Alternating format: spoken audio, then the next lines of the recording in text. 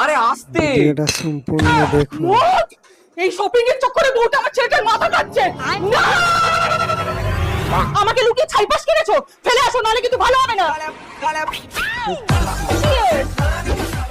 2 বছর হয়ে গেল এখনো বাচ্চা নিচ্ছে না কেন? এই কি গো, চলো না, মা বলে বাচ্চা নিতে। ধুর, আমার ছেলেটাই অকর্মা। কি করে দিনের বেলায় তোর মা জ্বালায় আর রাতের বেলায় তুই? কি করে এই স্যালারি পেয়েছি গো। বউকে দেবে, ওষুধ কিনতে হবে।